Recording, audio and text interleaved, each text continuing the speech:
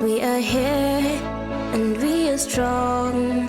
Let's be counted as we move on. Make a difference, change lives as we tell our different stories. We are capable, beautiful. We are born to do great things. We're unstoppable, incredible, 'cause we're differently abled, differently. Hello there and welcome to yet another informative episode of Able Differently. My name is Jen Theuri and we've got a great show lined up for you. So let's get started. We're differently abled, differently. Representation for persons with disabilities has been a key factor delaying many milestones in disability awareness. Edwin Ndeda is determined to have his voice in Parliament as he seeks to vie in the coming general elections. Take a look. For Edwin Ndeda, the notion information is power is entirely true, since it provides a platform to accomplish a number of things.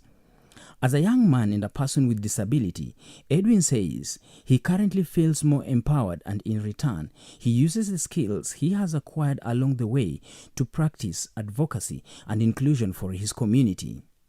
I am a resident of Kibera constituency. I wear many hats. I'm a community volunteer. I'm also a counseling psychologist, a disability inclusion facilitator, among so many. And now I am a political aspirant for the position of Member of Parliament within Kibera constituency. Like I said, I'm a counseling psychologist.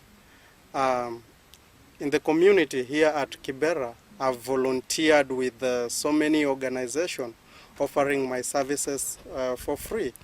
And you will attest like things like depression and maybe suicide or mental health is one of the largest crises ever.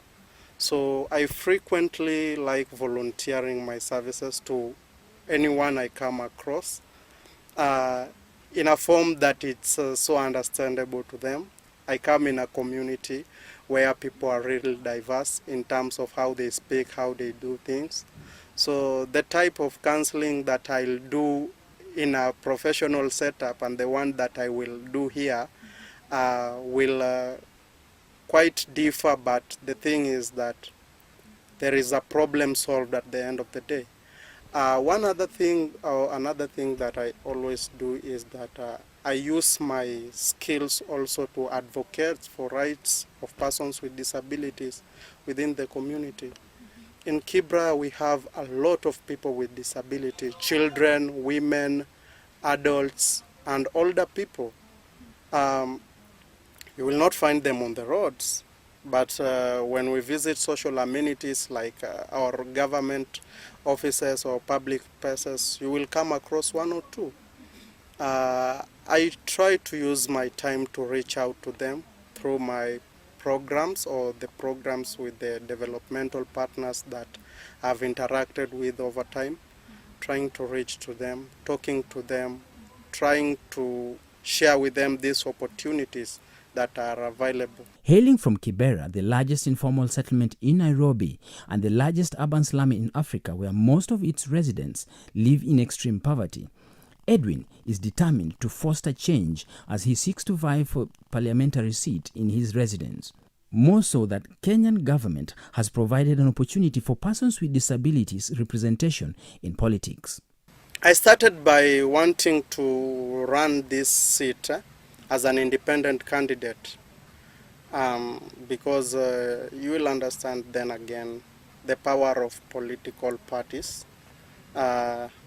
There is a lot of advantage being in a political parties. At the same time, if you have no political party, you can run as an independent. As I was meeting the residents of Kibera, as I had already distributed to them a letter and telling them this is what I want to do, I had this concern from people that I should come with a party.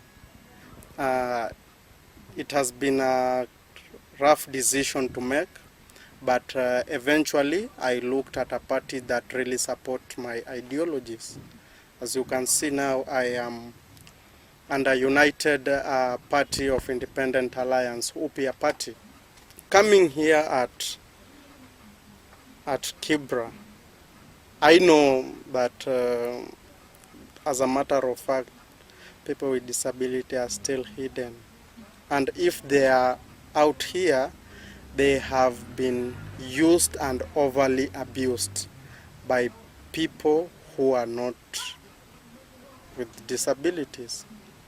For example, you find a chance that really supports people with disabilities, then you would really want to discriminate that person, or if you give that person a chance, you sit on top of them, like you really don't want them to grow, to become better version of themselves day by day. We really need to change this narrative. And looking at an example like how these developmental partners are here in Kibera, like you see a place where I'm doing this interview at Kibera Town Center, they have really provided platform even for people with disability, so that they can come here and get access to information, which is a key thing they miss. I wanted to run for the position of MP a long time ago, even the by-election that we really had 2019, when we lost our former Member of Parliament, Ken Okor. May God rest his soul in eternal peace.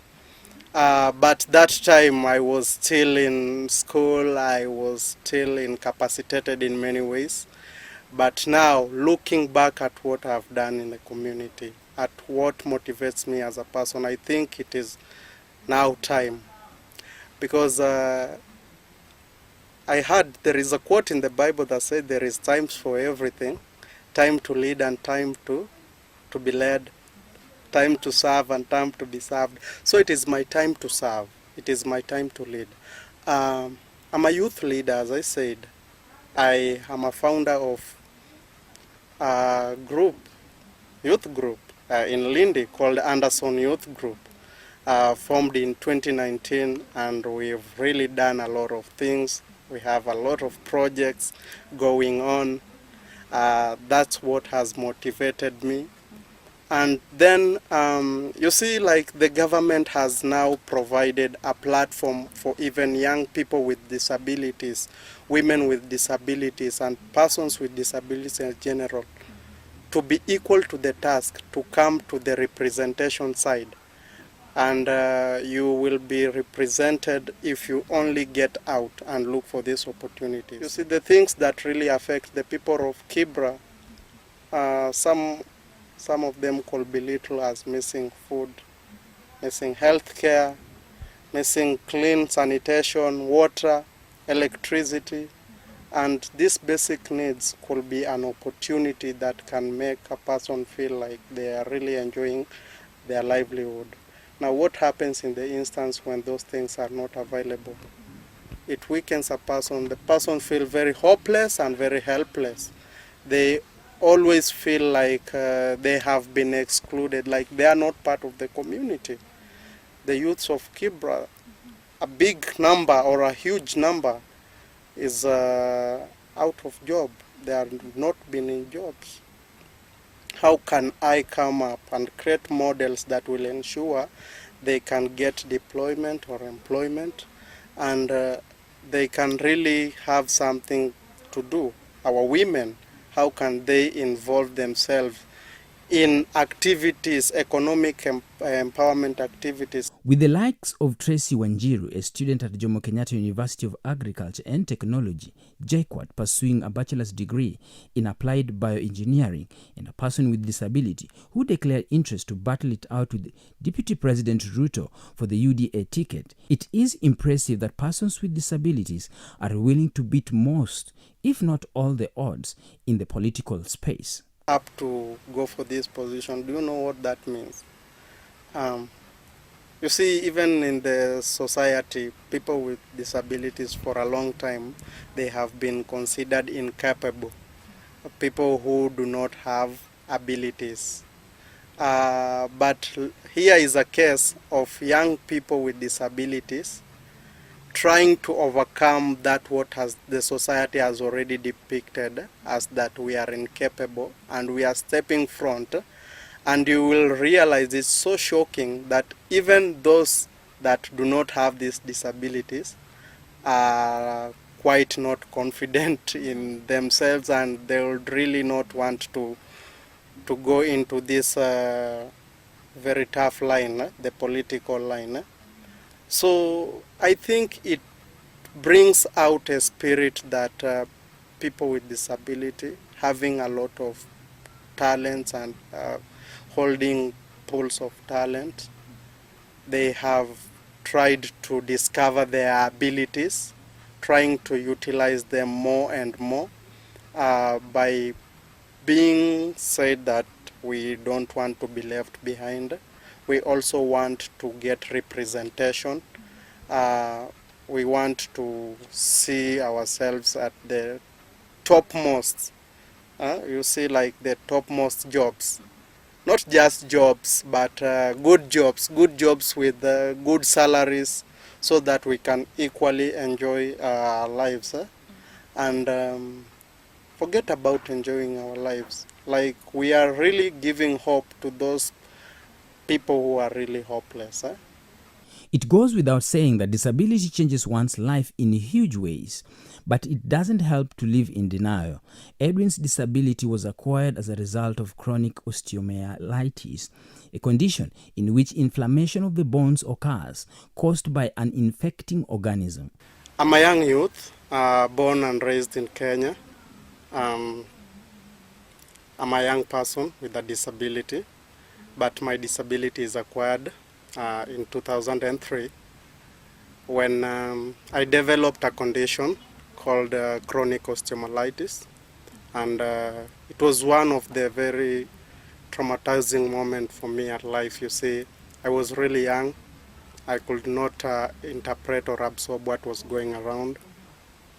It started out normally, and just within a short time, between 2003 to 2007, I formed, or rather my left leg had a problem at the knee joint. So I could not fold it like I can do with the right one. So, and this was after a long period of hospitalization. Unfortunately, there was no clear circumstances. I really feel I was misdiagnosed at some point. Some doctors said it was cancer, but it was not. I had some tumors or some growth in the leg. And ever since, life has been like quite unfair for me. I really started adapting as early stage as I could, going to school through primary, through secondary, and even through tertiary. It's really been unfair for me, especially with our schools not being disability friendly. And I try to give my best, being a good performing student, both primary, secondary, and high school. I've equally absorbed great grades, but I came to Nairobi to look for pastures. Realizing that in the western parts of Kenya, chances are very minimal for you to get a job or an opportunity. So I always pushed myself to come to Nairobi, and ever since I came here, my life has been transiting smoothly, but not that not that super.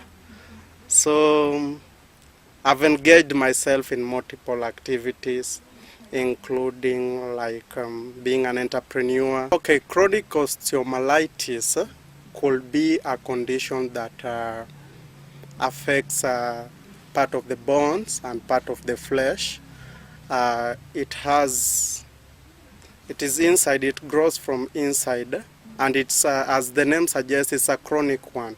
So I could find maybe hospitalized for, let's say, for 3 months, undergo a small surgery or a minor surgery, then I wait to be discharged.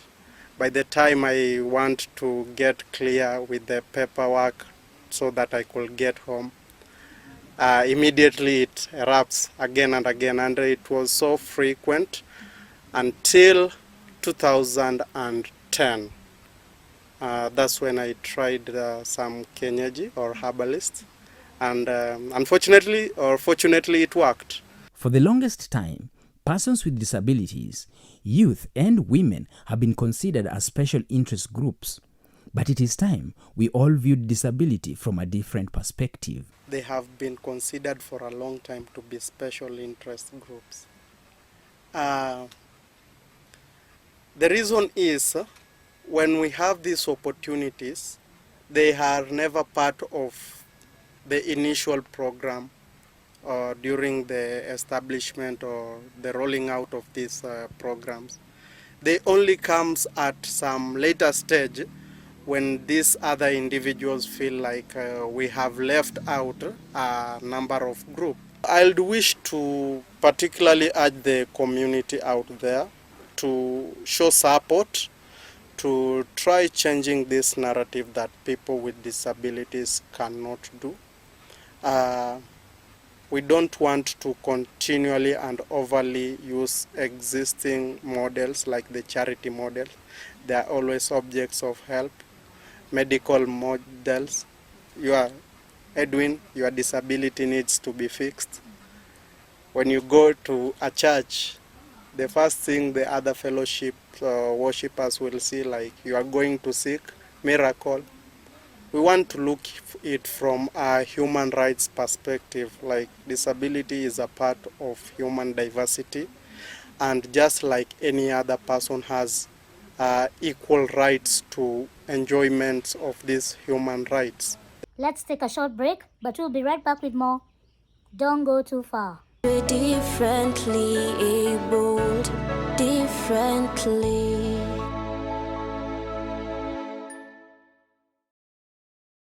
We're differently abled, differently. Welcome back, and you are watching Abled Differently. Most people in Kenya are searching for employment. However, when it comes to persons with disabilities, they are not lucky enough as the job market is not accommodative of them. Here is what a few people had to say. Look around in your offices, in the organizations that you work for. There are either one or two individuals who are abled differently. Allow me to call them abled differently. I'd say the dominant one is negative stereotyping. There's a lot of stereotyping around people who are abled differently that makes organizations rather less inclined to offering them jobs and giving them an avenue to showcase what they can actually bring to the table. Another one is stigmatization, especially from the people they work with. Their fellow employees. There is a lot of stigmatization. You find someone like isolating them, thinking that they can actually not perform as best as someone who is, let me say, fully, like in stature. Currently in Kenya, I've not heard of so many platforms that are dealing with such incidences. It's so sad and so unfortunate we don't get to see these things going on. Because I think people with disabilities, at a CC with everything, we all have the same capabilities. So it's so unfortunate that we don't have so many platforms that are coming out to help people with disabilities. Tunawacha kwa giza while we're all supposed to be in the limelight and everything. Out here, our society in general, ikona this perception that wase wanaishi na disability kuna staffs zenye hawezi fanya well kama the other people. So advice yangu inaweza kwa wajitume, waende hiyo extra mile na eventually opportunity itapatikana. With regards to the government, inafaa kufanya more, because honestly to some extent I've walked around offices kadhaa, na feel ile gava haijafanya more to help people living with disability. Majority of them have been left out. It's like hata hawataki kuwa considered. I think the people that are able differently have a hard time getting employment, as much as, you know, when jobs are advertised and they say that they don't discriminate on matters disability, but they really get the discrimination, because clearly when wherever you work, you see that it is not balanced. We have less people who are disabled or able differently working there, so there's something that is amiss still. Once you're in an area, you're not able to live to your full potential or ability, in a inconvenience as a person. Because unaona, if I'm in a place where I know so and so can do this, I'm unable to kupatia huyu chance, and I'm not even sure what they are able to do. So I think we need to come up with these things that we're able to share so many platforms for such instances. Maybe in offices you're able to tell so and so can do this particular kind of thing. Yani tuwapatie more opportunities and see how they can do in the society. Well, barriers to unemployment for the disabled is usually because employers feel that they will be less productive than those who feel abled, actually. But the thing is that they have their skills, and their skills are not limited to what they face in life, you know, the challenges that they have because of how they are physically. So that is the main barrier, the perception that they can't or they won't be as productive as the other people. And yeah, just basically that, and the obvious stereotypes from the other employees. From what I have seen personally, I have seen that there are people with disabilities who can't walk, there are blind people who can't see, and you know, you find these people in the ghettos. You know, you find someone, you know the conditions in the ghetto are not that good, and you find they don't have facilities such as wheelchairs, crutches, you know. And we are not only talking about material support, we're also talking about also emotional support, you know, the spiritual support, the mental support. I don't think we as a society have done enough. And I also think the government has done not so much. So I think they should step up their game and help people who are disabled, because these are people who should be given a chance in the society in terms of jobs, you know, because I believe they are just as normal as any other people. Let's take a look at the UN Convention on the Rights of Persons with Disabilities. Article 25 of the UN Convention on the Rights of Persons with Disabilities states that state parties shall, Part B, provide those health services needed by persons with disabilities, specifically because of their disabilities, including early identification and intervention as appropriate, and services designed to minimize and prevent further disabilities, including among children and older persons. Did you know that in Kenya, we currently only have 6 parliamentarians who are persons with disabilities? 2 of them were elected through the ballot, and 4 of them were nominated to represent the Senate and the National Assembly. Well, this leaves a lot to be desired, as we know that we have the Persons with Disabilities Act that has enough policies that are yet to be implemented to fill the gap. Therefore, we call upon the political parties to be inclusive of persons with disabilities and treat them as a homogeneous group.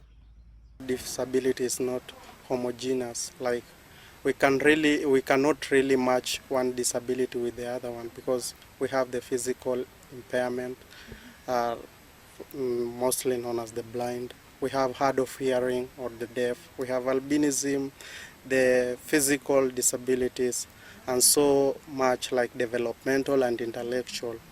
One thing that I really experience is when I interact with such individuals with disability is the stigma that and the discrimination that is around them. The community has not fully welcomed us. The community is still needs to be empowered or to be sensitized that disability is a part of human diversity. I'm afraid that's where we end the show for today, but be sure to join us every other Sunday when time and space allows. I've been your host, Jane Theory. Goodbye.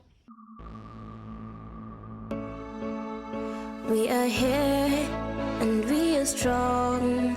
Let's be counted as we move on. Make a difference, change lives as we tell our different stories. We are capable, beautiful. We are born to do great things.